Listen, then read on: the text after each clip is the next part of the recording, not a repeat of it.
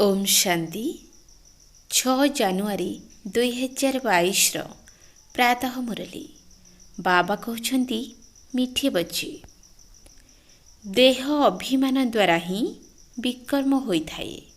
सेथिपाई प्रतिज्ञा कर जे अन्य सबु संग तुटाई जनकर संग करिबो। देह अभिमान द्वारा ही विकर्म होइथाए। सेथिपाई प्रतिज्ञा कर जे अन्य सबु संग तुटाई जनकर संग करिबो। प्रश्न केउ खेल प्राकृतिक अटे किंतु मनुष्य माने ताको ईश्वरकृत बोली भाबुछंती। केउ खेल प्राकृतिक अटे किंतु मनुष्य माने ताको ईश्वरकृत बोली भाबुछंती। उत्तर ड्रामा रे जेउ प्राकृतिक विपर्यय आसी थाए विनाश समय रे समुद्रर गोटिए लहरी रे सबु राष्ट्र टापू आदि बुड़ी जाई थाए। जहार पूर्वाभास एबे भी होई चलीछि। ए सबु प्राकृतिक खेल अटे। एहाको मनुष्य माने ईश्वरंक खेल बोली कहि देउछंती। किंतु बाबा कहउछंती मु कोनोसी निर्देश देउ नाही। ए सबु ड्रामा रे निर्धार्य होई रहिछि। गीत कौन आया मेरे मन के द्वारे। ओम शांति। किए आसिला अर्थात कहार याद आसिला। एहीपरि नुही ईश्वर आसी हृदय रे बसीगले ताहा हेले तो से सर्वव्यापी होई जिबे ना। मोर स्मृति रे किए आसिले अकाल मूरत जहाको काल खाई परिबो नाही। सिख मानक पाखरे अकाल तखत मध्य रहिछि। सेमानक पाखरे अकाली लोक अछंती। सेमाने निजे भी बुझी पारु नाहंती जे सिख धर्म प्रवृत्ति मार्गर धर्म अटे। एकमात्र आदि सनातन देवी देवता धर्म प्राय लोप होई जाइछि। द्वितीयटी हेउछि निवृत्ति मार्गर सन्यास धर्म। घर द्वार छाड़ी हद्र सन्यास करी पवित्र होइथांती। जंगल रे तो निश्चय पवित्र ही रहुथिबे। प्रत्येक धर्मर नीति नियम अलगा अलगा अटे। शिक्षा मध्य अलगा अटे। ताहा हेउछि निवृत्ति मार्गर धर्म। सेमानकु अनुकरण कले घर द्वार छाड़ी कौपिनी पिंधिबाकु पड़िबो। जदिउ सेमाने कहुछंती जे घर गृहस्थरे रही मध्य ज्ञान पाई परिबो किंतु ताहा कोनोसी ज्ञान नुही। ना सन्यासी माने एपरि कराई परिबे। वास्तव रे सीए ही गुरु जे कि सद्गति देइथांती। सी तो जणे ही अटंती। गुरु नानक मध्य शिक्षा देइछंती। सी भी परमात्मांकर ही महिमा तुमको एबे सेही अकाल मूरत अर्थात परमपिता परमात्मांकर ही स्मृति रहिछि।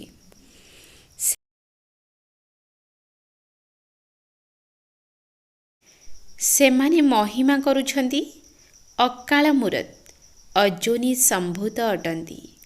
स्वयंभू अर्थात निजे रचयिता अटंती।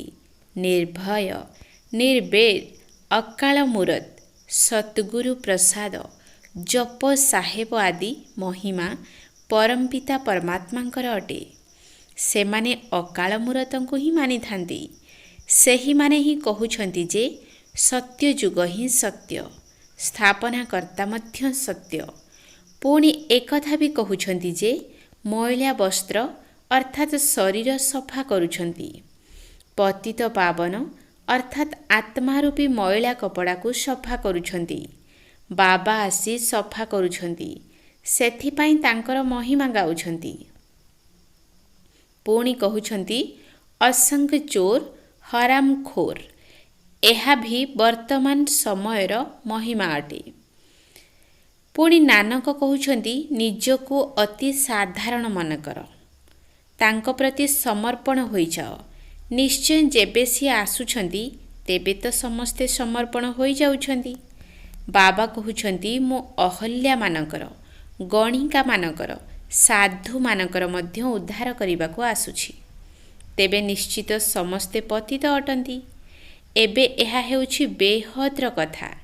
तेबे निश्चय बेहद्र मालिक ही आसी बुझाइबे। ब्रह्मा विष्णु शंकर भी मोर रचना अटंती। ବ୍ରହ୍ମାଙ୍କ ଦ୍ୱାରା ଆଦି ସନାତନ ଦେବୀ ଦେବତା ଧର୍ମର ସ୍ଥାପନା, ଶଙ୍କର ଦ୍ୱାରା ଅନେକ ଧର୍ମର ବିନାଶ ହୋଇଥାଏ। ଅନ୍ୟମାନେ ଯିଏ ଆସୁଛନ୍ତି ସେମାନେ କେବଳ ନିଜ ଧର୍ମର ସ୍ଥାପନା କରୁଛନ୍ତି। ଏପରି ନୁହେଁ ଯେ ଗୁରୁମାନେ ସଦ୍ଗତିଦାତା ଅଟନ୍ତି। ସଦ୍ଗତି କାହାର କରିବେ? ସେମାନଙ୍କର ବଂଶାବଳୀର ହିଁ ସମ୍ପୂର୍ଣ୍ଣ ବୃଦ୍ଧି ହୋଇନାହିଁ ତ ସଦ୍ଗତି କିପରି କରିବେ? ବାବା କହୁଛନ୍ତି, ମୁଁ ଆସି ଆଦି ସନାତନ ଧର୍ମର ସ୍ଥାପନା ଏବଂ ଅଧର୍ମର ବିନାଶ କରାଉଛି। ବର୍ତ୍ତମାନ ସମୟରେ ସମସ୍ତେ ତମୋ ପ୍ରଧାନ ପାପ ଆତ୍ମା ହୋଇଯାଇଛନ୍ତି। ଯେଉଁ ମନୁଷ୍ୟମାନେ ଏହି ବେହଦ ଡ୍ରାମାର ପାର୍ଟଧାରୀ ଅଟନ୍ତି ସେମାନେ ଜାଣିବା ଦରକାର ଯେ ସୃଷ୍ଟିଚକ୍ର କିପରି ଘୁରୁଛି। ବାବା ଆସି ଆମମାନଙ୍କୁ ତ୍ରିକାଳଦର୍ଶୀ କରୁଛନ୍ତି। ଏକଥା ମଧ୍ୟ ବୁଝୁଛନ୍ତି ଯେ ବାବା ଆସି ନିଶ୍ଚୟ ସ୍ୱର୍ଗ ସତ୍ୟ ରାଷ୍ଟ୍ରର ସ୍ଥାପନା କରିବେ ଏବଂ ମିଥ୍ୟା ରାଷ୍ଟ୍ରର ବିନାଶ କରିବେ। ସତ୍ୟ ରାଷ୍ଟ୍ରର ସ୍ଥାପନାକର୍ତ୍ତା ସତ୍ୟ ଅଟନ୍ତି ନା। ଏସବୁ କଥା ବାବା ହିଁ ବୁଝାଉଛନ୍ତି। ସମସ୍ତେ ତ ଧାରଣ କରିପାରିବେ ନାହିଁ, କାହିଁକିନା ଦେହ ଅଭିମାନ ବହୁତ ରହିଛି। ଯେତିକି ଯେତିକି ଦେହୀ ଅଭିମାନୀ ହେବେ, ନିଜକୁ ଅଶରୀରୀ ଆତ୍ମା ବୋଲି ଭାବିବେ, ବାବାଙ୍କୁ ୟାଦ କରିବେ, ତେବେ ଧାରଣା ମଧ୍ୟ ହେବ। ଦେହ ଅଭିମାନୀଙ୍କର ଧାରଣା ହେବ ନାହିଁ। ଯୋଗ ଦ୍ୱାରା ହିଁ ଆତ୍ମାର ପାପ ଦଗ୍ଧ ହୋଇଥାଏ। ଦିନରେ ତ ଦେହ ଅଭିମାନ ରହିଥାଏ, ତେବେ ଦେହୀ ଅଭିମାନୀ ହେବାର ଅଭ୍ୟାସ କେବେ କରିବା ଦରକାର? ବାବା କହୁଛନ୍ତି ନିଦ୍ରାକୁ ଜିତ। ବାବା କେତେ ଭଲ ଭଲ ପଢ଼ାଉଛନ୍ତି, କିନ୍ତୁ କେତେକ ଏଭଳି ସନ୍ତାନ ମଧ୍ୟ ଅଛନ୍ତି ଯେଉଁମାନେ ମୁରଲି ଶୁଣୁନାହାନ୍ତି। ପାଠପଢ଼ା ତ ମୁଖ୍ୟ ଅଟେ, ଯେପରି ବି ହେଉ ମୁରଲି ପଢ଼ିବା ଦରକାର। କିନ୍ତୁ ଏପରି ବି ନୁହେଁ ଯେ ବିକାରଗ୍ରସ୍ତ ହେଉଥିବ ଏବଂ ମୁରଲି ବି ମାଗୁଥିବ। ଯେ ପର୍ଯ୍ୟନ୍ତ ପବିତ୍ରତାର ଗ୍ୟାରେଣ୍ଟି ନ ଦେଇଛନ୍ତି ସେ ପର୍ଯ୍ୟନ୍ତ ମୁରଲି ମଧ୍ୟ ପଠାଇବା ଉଚିତ ନୁହେଁ। ଯେଉଁମାନେ ମୁରଲି ପଢ଼ୁନାହାନ୍ତି ସେମାନଙ୍କର ଗତି କ'ଣ ହେବ? ଭଲ ଭଲ ପିଲାମାନେ ମଧ୍ୟ ମୁରଲି ପଢ଼ିନଥାନ୍ତି, କିନ୍ତୁ ନିଜକୁ ଜ୍ଞାନୀ ବୋଲି ଭାବି ନିଶା ଚଢ଼ି ଯାଇଥାଏ। ନଚେତ୍ ଗୋଟିଏ ଦିନ ମଧ୍ୟ ମୁରଲି ମିସ୍ କରିବା ଉଚିତ ନୁହେଁ। ଯଦି ଧାରଣା ହେଉନାହିଁ ତେବେ ବୁଝିବା ଦରକାର ଯେ ଦେହ ଅଭିମାନ ରହିଛି। ସେମାନେ ଉଚ୍ଚ ପଦ ପାଇପାରିବେ ନାହିଁ। ବାବା ତୁମକୁ ଭଲ ଭାବରେ ବୁଝାଉଛନ୍ତି, ତେଣୁ ପିଲାମାନଙ୍କୁ ମଧ୍ୟ ସେହିପରି ବୁଝାଇବାକୁ ପଡ଼ିବ। ବାବା ତ ବାହାରକୁ ଯାଇପାରିବେ ନାହିଁ, ବାବା ପିଲାମାନଙ୍କୁ ହିଁ ବୁଝାଉଛନ୍ତି। ଏହି ବଡ଼ ମମା ମଧ୍ୟ ଗୁପ୍ତ ଅଟନ୍ତି। ଶକ୍ତିମାନେ ସେବାର୍ଥେ ବାହାରକୁ ଯାଇପାରିବେ। କନଫରେନ୍ସ ଆଦି ହୋଇଥାଏ, ସେଥିରେ ତ ଆଦି ସନାତନ ଦେବୀ ଦେବତା ଧର୍ମର କେହି ପ୍ରତିନିଧି ନାହାନ୍ତି। ଏହି ପଏଣ୍ଟସ୍ ମଧ୍ୟ ବୁଝାଇବାକୁ ପଡ଼ିବ। ଯେଉଁ ଧର୍ମ ପିତାମାନେ ଆସୁଛନ୍ତି ସେମାନେ କେବଳ ଧର୍ମ ସ୍ଥାପନ କରିବାକୁ ଆସୁଛନ୍ତି, ଅଧର୍ମର ବିନାଶ କରିବା ପାଇଁ ନୁହେଁ। ଏକମାତ୍ର ସତ୍ ଧର୍ମର ସ୍ଥାପନା, ଅନେକ ଅଧର୍ମ ଗୁଡ଼ିକର ବିନାଶ ସଙ୍ଗମରେ ହିଁ ହୋଇଥାଏ। ଯେବେ ପତନ କଳା ହୋଇଯାଏ ତେବେ ବାବା ଆସିଥାନ୍ତି। ଉତ୍ଥାନର କଳା ତ ଥରେ ମାତ୍ର ହିଁ ହୋଇଥାଏ। ଏହା ଉପରେ ଏକ ଶ୍ଲୋକ ମଧ୍ୟ ରହିଛି, ଛୋଟବେଳେ ପଢ଼ିଥିଲି। ଗୁରୁ ନାନକ କହିଥିଲେ, ସମସ୍ତେ ନିନ୍ଦୁକ ଅଟନ୍ତି, ମିଥ୍ୟାବାଦୀ ଅଟନ୍ତି, କେହି ବି ପବିତ୍ର ରହୁନାହାନ୍ତି। ଶିଖ ଧର୍ମରେ ଅକାଳୀ ଲୋକେ ମଧ୍ୟ ଥାଆନ୍ତି, ଯାହାଙ୍କ ପାଇଁ କାଳଚକ୍ର ମଧ୍ୟ ଦେଖାଇଥାନ୍ତି। ଏହା ହେଉଛି ସ୍ୱଦର୍ଶନ ଚକ୍ର। ଏହା ମଧ୍ୟ ପବିତ୍ରତାର ଚିହ୍ନ ଅଟେ। କଙ୍କଣ ମଧ୍ୟ ପିନ୍ଧିଥାନ୍ତି। ଉଭୟ ପବିତ୍ରତାର ଚିହ୍ନ ଅଟେ, କିନ୍ତୁ ସେମାନେ ଏହାର ଅର୍ଥ ବୁଝୁନାହାନ୍ତି ନା ପବିତ୍ର ରହୁଛନ୍ତି। ପଇତା ମଧ୍ୟ ପବିତ୍ରତାର ଚିହ୍ନ ଅଟେ। ଆଜିକାଲି ତ ସବୁକିଛି ଉଠାଇ ଦେଇଛନ୍ତି। ବ୍ରାହ୍ମଣ କୂଳ ହେଉଛି ଉତ୍ତମ, ସେଥିରେ ପୁଣି ଲମ୍ବା ଚୁଟି ରଖିଥାନ୍ତି, କିନ୍ତୁ ପବିତ୍ର ତ କେହି ରହୁନାହାନ୍ତି। ପତିତ ପାବନ ପରମାତ୍ମା ଆସି ସମସ୍ତଙ୍କୁ ପବିତ୍ର କରୁଛନ୍ତି। ଏହିପରି ନୁହେଁ ଯେ ବୁଦ୍ଧ, ଖ୍ରୀଷ୍ଟ ଆଦି ମଧ୍ୟ ପତିତ ପାବନ ଥିଲେ। ନା, ଗୁରୁ ତ ଦୁନିଆରେ ଅନେକ ଅଛନ୍ତି, ଶିଖାଇଲା ବାଲା, ପଢ଼ାଇଲା ବାଲା। ବାକି ସମସ୍ତଙ୍କର ସଦ୍ଗତିଦାତା ପତିତ ପାବନ ଜଣେ ହିଁ ଅଟନ୍ତି। ସମସ୍ତଙ୍କୁ ପବିତ୍ର କରାଇ ସାଥିରେ ନେଇଯିବା ପାଇଁ ମୁଁ ହିଁ ଆସୁଛି। ଜ୍ଞାନର ସାଗରଙ୍କ ସହିତ ତୁମେ ଜ୍ଞାନ ଗଙ୍ଗାମାନେ ମଧ୍ୟ ସହଯୋଗୀ ଅଟ। ଗଙ୍ଗା ନଦୀର ପ୍ରତୀକ ଭାବେ ଦେବୀର ଚିତ୍ର ତିଆରି କରି ଦେଇଛନ୍ତି। ବାସ୍ତବରେ ତୁମେମାନେ ଜ୍ଞାନଗଙ୍ଗା ଅଟ। କିନ୍ତୁ ତୁମର ଏବେ ପୂଜା ହେଉନାହିଁ, କାହିଁକି ନା ତୁମେ ଏବେ ଯୋଗ୍ୟ ହେଉଛ। ପୂଜାରୀରୁ ପୂଜ୍ୟ ହେଉଛ। ପୁଣି ତୁମର ପୂଜାରୀ ପଣିଆ ସମାପ୍ତ ହୋଇଯିବ। ବାବା ଏହି ରହସ୍ୟ ବୁଝାଉଛନ୍ତି, କିନ୍ତୁ କାହାରି ବୁଦ୍ଧିରେ ପଶୁନାହିଁ। ପାଦେ ପାଦେ ବାବାଙ୍କର ଶ୍ରୀମତରେ ଚାଲିବାକୁ ହେବ। ତେଣୁ ଦେହ ଅଭିମାନ ତ୍ୟାଗ କର। ଏହିସବୁ ମିତ୍ର ସମ୍ବନ୍ଧୀ ଆଦି ବିନାଶ ହେବାକୁ ଯାଉଛନ୍ତି। ଆମେ ସମସ୍ତେ ଚାଲିଯିବୁ, କିନ୍ତୁ ଦୁନିଆ ତ ରହିବ ନା। ବାବା କହୁଛନ୍ତି ମୁଁ ନୂଆ ସୃଷ୍ଟିର ରଚୟିତା ଅଟେ, କିନ୍ତୁ ମୁଁ ଆସିବି ତ ଏହି ପତିତ ଦୁନିଆକୁ ନା। ସେଥିପାଇଁ ତ ମୋତେ ପତିତ ପାବନ କହୁଛନ୍ତି। ତେବେ ନିଶ୍ଚୟ ପତିତ ଦୁନିଆ ହୋଇଥିବ। ପାବନ ଦୁନିଆରେ ତ ପତିତ ରହିବେ ନାହିଁ। ପରମାତ୍ମାଙ୍କୁ ସ୍ୱର୍ଗ ସ୍ଥାପନ କରିବାର ଅଛି। ସେଥିପାଇଁ ତାଙ୍କୁ ଈଶ୍ୱରୀୟ ପିତା କହୁଛନ୍ତି। ଖ୍ରୀଷ୍ଟ ସ୍ୱର୍ଗ ସ୍ଥାପନ କରୁନାହାନ୍ତି। ହଁ, ସେହି ସମୟରେ ଯେଉଁ ଆତ୍ମାମାନେ ଉପରୁ ଆସିଥାନ୍ତି ସେମାନେ ଶତୁପ୍ରଧାନ ଅଟନ୍ତି। ବାକି ଆଉ କେହି ବି ପତିତରୁ ପାବନ କରିପାରିବେ ନାହିଁ। ତୁମେ ଏବେ ଏପରି କୌଣସି ବିକର୍ମ କର ନାହିଁ ଯାହାକି ତୁମକୁ ପତିତ ବୋଲି କୁହାଯିବ। ଦେହ ଅଭିମାନ ଦ୍ୱାରା ହିଁ ବିକର୍ମ ହୋଇଥାଏ।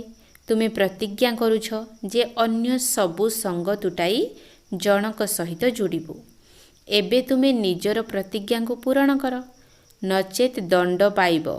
ଗ୍ରନ୍ଥରେ ମଧ୍ୟ ରହିଛି ଯେ ଚଢ଼ତି କଳା ତେରେ ଭାନେ ସର୍ବକା ଭଲା, ଅର୍ଥାତ୍ ତୁମମାନଙ୍କର ଉନ୍ନତି ହେବା ସହିତ ସମସ୍ତଙ୍କର କଲ୍ୟାଣ ହୋଇଥାଏ। ଏହି ଅକ୍ଷର ବହୁତ ଭଲ, କିନ୍ତୁ ଯାହା କିଛି ପଢ଼ିଛ ତାକୁ ତ ଭୁଲିବାକୁ ପଡ଼ିଥାଏ। ବାବାଙ୍କର ତ ପିଲାମାନଙ୍କର ପୁରା ନାମ ମଧ୍ୟ ମନେ ନାହିଁ, କାହିଁକି ନା ଶିବ ବାବାଙ୍କୁ ୟାଦ କରିବାକୁ ହେବ। ସେଥିପାଇଁ କହିଦେଉଛନ୍ତି ଖୁସିରେ ରୁହ, ଆବାଦ ରୁହ, ନା ଭୁଲ ନା ମନେ ରଖ। କିନ୍ତୁ ସେବାଧାରୀ ପିଲାମାନଙ୍କୁ ବାବା ୟାଦ ନିଶ୍ଚୟ କରିଥାନ୍ତି ଯେ ଅମୁକ ବହୁତ ଭଲ ସହଯୋଗୀ ଅଟନ୍ତି।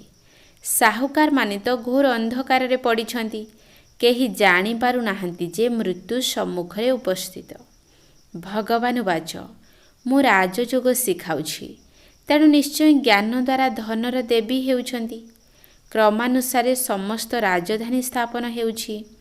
ତୁମେମାନେ ଜାଣିଛ ଯେ କ୍ରମାନୁସାରେ ଆମେ ସମସ୍ତେ ପାଠ ପଢ଼ୁଛୁ। ବାବା କହୁଛନ୍ତି ମୁଁ ରାଜଧାନୀ ସ୍ଥାପନ କରୁଛି, ଅନେକ ଧର୍ମର ବିନାଶ କରାଉଛି। ଜଣେ ହିଁ ପରମ ସଦ୍ଗୁରୁ ଅଟନ୍ତି। ସିଏ ଉଚ୍ଚରୁ ଉଚ୍ଚ ଏକମାତ୍ର ଭଗବାନ ବୋଲି ଗାୟନ ରହିଛି। ବ୍ରହ୍ମା ବିଷ୍ଣୁ ଶଙ୍କରଙ୍କୁ ମଧ୍ୟ ଭଗବାନ କହୁନାହାନ୍ତି। ତେବେ ରାମକୃଷ୍ଣଙ୍କୁ ଭଗବାନ କିପରି କହିବେ? ସିଏ ତ ହେଉଛନ୍ତି ଜ୍ଞାନର ସାଗର, ପତିତ ପାବନ। ଭକ୍ତ ଭଗବାନଙ୍କୁ ୟାଦ କରିଥାନ୍ତି, ବ୍ରହ୍ମା ବିଷ୍ଣୁ ଶଙ୍କରଙ୍କୁ ୟାଦ କରିନଥାନ୍ତି। ଏବେ ତ ବ୍ୟଭିଚାରୀ ଭକ୍ତି ହୋଇଗଲାଣି।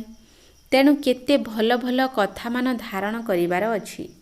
ଯିଏ କରିବ ସିଏ ପାଇବ।